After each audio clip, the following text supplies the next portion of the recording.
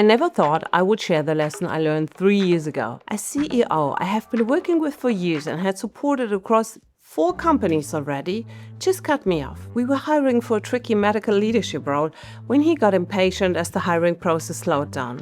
Suddenly, I couldn't get hold of him anymore, however I tried. First, I was left wondering. Then I had to acknowledge the smart strategy behind his behavior. He wanted me to learn a lesson. He was being rare. And why is being rare a must-have in your toolbox as a top leader? Stick with me for a couple of minutes and I'll explain what I learned from this brilliant guy. Hi, I'm Nina Kumalöwe, a perfect talent matchmaker and leadership coach for almost 25 years. Let's start right ahead. I'll explain what I learned from this top manager.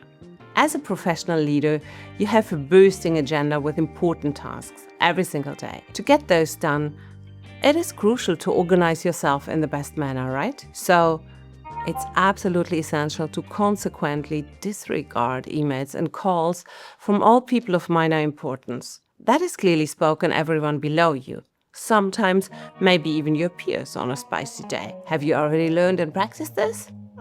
Then let's go ahead. The real challenge of modern leadership is the never-ending series of useless and boring meetings that you need to attend to if you don't clear the board. Only you as a competent leader should decide whether a meeting is important or not, especially if it's organized by people who report to you or just don't deserve your attention. So, if you're busy with family matters, make them wait for you, just to educate them, or just don't attend. Did you know what is even worse than meetings? Yes.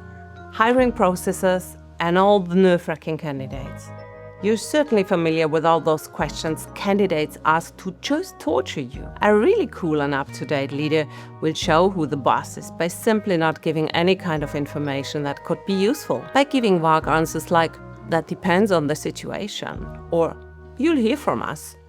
You teach them the respect you deserve. Now let me share my final and most important advice to excel your leadership skills. The absolutely best way to make people understand who rules the game is to simply pay no attention to them. So, if candidates or employees get really demanding, just let go and disengage with them. Sooner or later they will learn it. Obviously, if you follow his guidance, you maybe climb up the ladder, push your career, and become the best ghoster ever.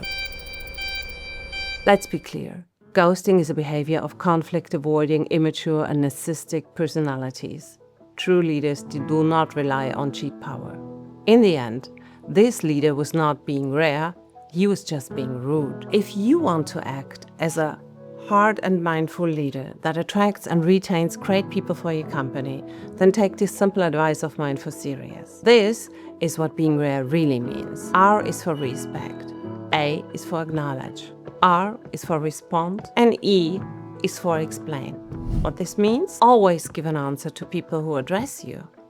Show respect to people who invest time to meet up with you. Be clear and concrete about the process with people who want to work for you. And just be humble even with demanding people. It might be worth it. Fun fact. 2 years after I got ghosted by this top manager, one of his high performers in sales asked me to find her a new job. And another one followed soon. So, his powerful strategy became a boomerang. Being ghosted or tempted to ghost? Drop your story or simply share your thoughts or comments. Thanks for watching and see you soon.